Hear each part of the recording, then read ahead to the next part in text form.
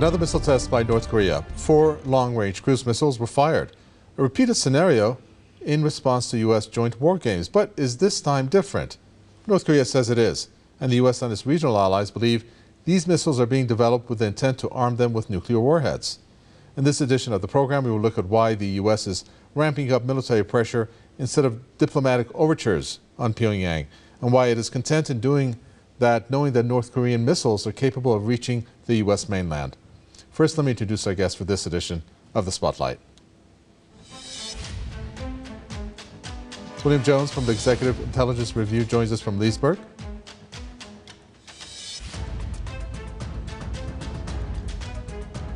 Jim Kavanagh, political analyst and blogger, joins us from New York. I'd like to welcome you both. And William Jones, let me first start with you. First, get your reaction on the missiles that were fired. We're looking at 4 long-range cruise missiles. The question is whether this time is different based on how the capabilities, as it was reported, it said these were strategic cruise missiles designed to demonstrate its ability to conduct a nuclear counterattack. The key word being counterattack here, I think. So do you deem this to be different than the previous missile launches? Well, they're obviously improving their capabilities here. The reports have it that some of the missiles had made a oval and even a double 8 maneuver, showing that there is a greater maneuverability in these missiles. And of course, they're reaching now to almost 2,000 kilometers. It's really a serious upgrade on the part of North Korea.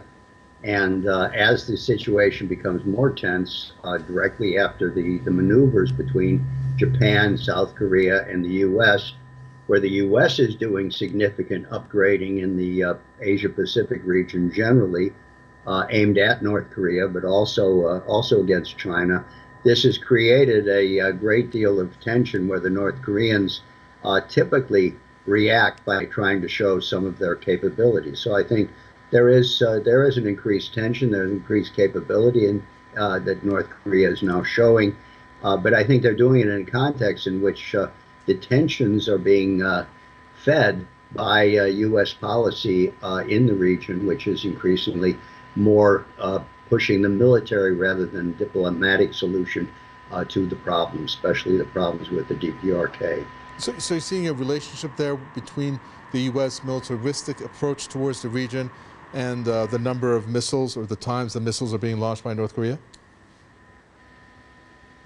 Do you see a relationship there, Bill Jones?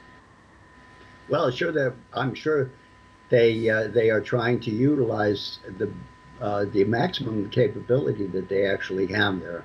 I think this probably would not have occurred had the maneuvers not taken place. And the maneuvers, of course, are directly aimed at North Korea and have been criticized by North Korea prior to their being held in the area, so that it was a direct affront, I think they felt, to their attempt to maintain some kind of stability in the region. And they're reacting in the way that DPR always react. Jim Kavanagh, taking a look at the joint war games that was reported on this between the U.S. and South Korea. What was different about this is the fact that it was held in Washington, and basically they called it a tabletop exercise, which focused on, I guess, hypothetical scenarios of which North Korea would use nuclear weapons. And this was the first of its sort under the South Korean President Yoon Suk-yeol. Is that what is that indicative of, or what does that show that it was practiced in the U.S.? I'm not sure that shows very much. The United States and South Korea have engaged in real military exercises, and that's what really annoys the North Koreans. It was a tabletop exercise in Washington. Of course, it's presented as a defensive exercise, but of course, even in the middle of a defensive exercise, they're going to plan for an invasion of North Korea, and North Korea knows that. So it's just a fact of the military cooperation and the tight military cooperation between South Korea and the United States going to Washington to do these exercises that has North Korea on edge. Look, everybody has to understand the history of the Korean War, which is kind of a forgotten war. That was a vicious war. The United States bombed North Korea to rubble, and they did that to prevent the unification of the peninsula under the forces that had fought the Japanese, which was a vicious Japanese occupation, and they did that in support of a dictatorial regime in the South, which was composed of people who had collaborated with the Japanese. So the North Koreans have a history. They know, they have a historical memory of what it means for the United States to attack them. And that's why they're on edge all the time about this. So, they're never going to stop being on edge about South Korean, United States military exercises and military cooperation and building up forces. Now the United States is building up Japan again to be. Joe Biden vowed to make Japan a potent military force. Again, the Japanese occupation of Korea was vicious. So the North Koreans have a historical memory that most people in the West, the Korean War was glossed over in our history, and it's not for them. So they remember this, and they're going to be on edge about any American military exercises in the region. And they know what's going on with China and Taiwan. They know that even NATO has said we've got to extend our reach into the Pacific. For some reason, the Pacific is part of the North Atlantic now. So there's a world situation, and in that area too, which is on the edge of conflict. Sure. And the Americans seem to be ready for conflict everywhere, and the North Koreans are aware of that. There's a number of points that you raised there. Before we get to those points, however, I got to find out whether we can zoom in, William Jones, on who goes first. I'm trying to figure this out based on the way things are being reported. I mentioned what's happening in the States with this tabletop exercises, but this is an exercise held where the U.S. has announced that this is being done because of a potential nuclear strike by North Korea. Okay, they're looking at it that way, but the North's posturing is one of counterattack, meaning the U.S. or its allies would attack first. Is that accurate, reading it that way? And then there's this, the fact that this does not read with how each stands in terms of attacking first, because each thinks the other is going to attack first. Well, I think that's probably I think they would be wary of trying to start a nuclear conflict with the United States of their own volition, since they realize there's going to be perhaps a destruction of the nation. But they must have that capability. The reason they're going with a nuclear, becoming a nuclear power, effectively becoming a nuclear power, is that they feel that there's no other option open to them. That the opposition of the United States to the DPRK has been pretty straightforward through the years. The only exception was when President Trump successfully conducted negotiations with North Korea. People felt that it could be resolved diplomatically, but he was heavily criticized by the military-industrial complex while he was still president, while this was still ongoing, and then afterwards, of course, has been totally rejected by the Biden administration, which feels that only a policy of showing force, peace through strength, can make any headway with regard to the DPR. Of course, that causes the major conflict, so that they see these as the nuclear capability that they have as a capability of being able to fend off and to respond to a possible nuclear attack from the West. But they do it by showing what they can do, because words are not going to convince anybody in the U.S. military-industrial complex that North Korea is not a threat, unless it shows that it is. And this is why they're very demonstrative in showing the weapons, rather than pursuing an aggressive policy. They want to show that we can respond, and you should do this with some respect, and you should try and come to some kind of a negotiated position with us. But at this point, it just has not succeeded because of the tremendous opposition to the United States of diplomacy in the DPRK-U.S. relationship. So your guess, yes or no answer, if I may ask you that, William Jones, based on how you see it, if the situation continues this way, who would strike first? Well, I do not think that the DPRK would make any first strike unless they were significantly threatened, or they felt that they were significantly threatened. Well, they're feeling that right now, right? Well, that's a real question. What is the red line here? I mean, we have the same I tell situation. you why they're feeling that. Let me just throw this stat out there. You have all the different missile tests that have happened. I'm going to address Jim Kavanaugh with this.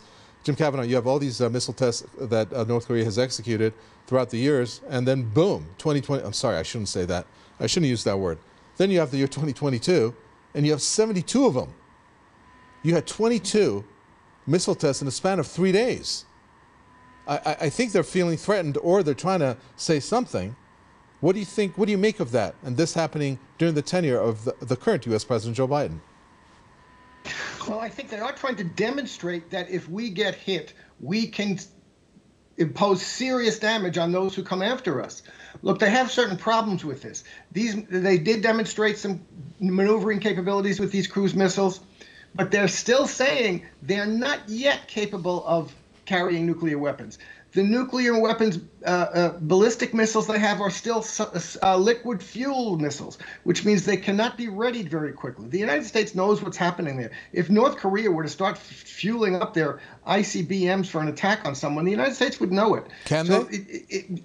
I think so, probably, because they're liquid-fueled missiles. They require preparation. They can't be easily moved around. Why not push for some kind of diplomatic move, something, a concession maybe of some kind? I'm guessing when you have missiles that can reach the U.S. mainland, and you say that maybe it could be capable of nuclear warhead, which the reading was by the U.S., that this is a rehearsal for developing nuclear warheads or putting nuclear warheads on it, you would guess there'd be some kind of diplomatic overture. Why isn't there one? Well, I don't think is the American administration ready to have a diplomatic diplomatic overture with North Korea? Well, because it doesn't want to. They could put in this. The Korean War is still going on. There's no peace treaty. William Jones, what do you think? The United States doesn't want to put it into Let me get it. William Donald Jones Trump an answer on this. I'm sorry, Jim Kavanaugh. William Jones, why not? No, nobody can say for sure what the North Korean leadership's decisions will be in this. There's a lot of erratic movement. There's a lot of irrationalism. However, I think it's quite clear to them that if they would launch a strike against the United States, or even a strike against the United States facilities like in Guam, or perhaps even a strike against Japan, there would probably be an overwhelming reaction by U.S. nuclear forces, which would essentially end the North Korean state entirely. I think there's a certain understanding of that. And therefore, I think that they would be very reticent in starting that fight. But at the same time, they want to have the capability for a variety of reasons, for defense reasons, but also in terms of the political influence that being a nuclear power has in the world, which they also want to attain. But I think short of that, I think that if they launched an attack, it would be like a hand grenade that would be set off in North Korea itself, ending the North Korean state. I don't think the North Korean leadership, as mercurial as they are, is totally insane on this issue. All right. Well, you both have mentioned Japan on a couple of occasions now, so let's look at the military defense budget. It has been raised by 26%. That's the largest. What does that mean when it comes to what Jim Kavanaugh, what you said? You said that the U.S. is going to be pumping them up with arms. First of all, does Japan want to really get in on this with the U.S.? Is Japan acting on its own free will when it comes to the way that it stands with North Korea? Well, I think certainly there are political factions in Japan that want to rearm, that would like Japan to become a potent military force, quote unquote, in the region again. And they are, de facto, the United States is promoting that and doing that, and they will do it. Now, it's not just in relation to Korea, but it's in relation to the region as a whole. And, again, it is the peculiarity of the North Korean situation is unique. And, again, Japan's relationship with Korea is terrible. And Historically, I don't think they're looking to reinvade and reoccupy Korea, but they are part of the American hegemonic domination of the Pacific region, and that's what they've thrown in their lot. Like Europe has thrown in its lot, Western Europe and Eastern Europe with the United States and Europe. Japanese have thrown in their lot with the Americans, and we are going to be part of your hegemonic program in the Pacific region, which means we're going to support whatever you do in China and whatever you do in North Korea. Okay, since you mentioned China, need to ask you about that, Bill Jones. What is the relationship between China and North Korea? The relationship is still a friendly relationship. I don't think they have control over what North Koreans do. They have some influence, but I think they're also very wary and uncertain about where that's going. They would like to have a diplomatic resolution to the nuclear issue. They do want a nuclear-free Korean peninsula. They would like to see this moving forward, but they are not the chief players there. And as long as there is no indication from the United States to achieve such a solution, they have very little they can do. The issue of North Korea, of course, is also, in one sense, defensive for them, because the fact that the North Koreans are there as a former ally and still a very good friend, a lot of trade relations between the two.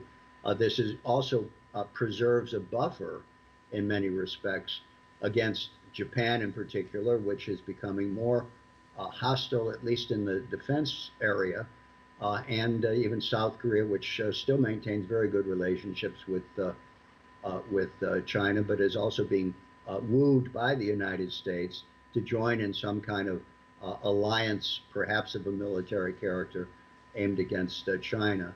So the China's position is that they would like to see a stable DPRK. They would like to see some kind of diplomatic solution to this. They would use their influence, I believe, if the United States were willing to move in that direction.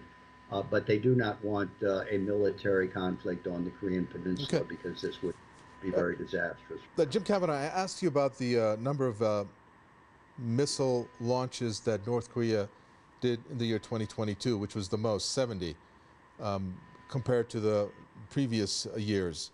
Now, there's one theory that says North Korea has upped its number of missile exercises because it's also wanting to send a message, but not of the direct kind, to the U.S., because it shows that what the U.S. intentions in the region are, aside from doing something about North Korea, is to target China.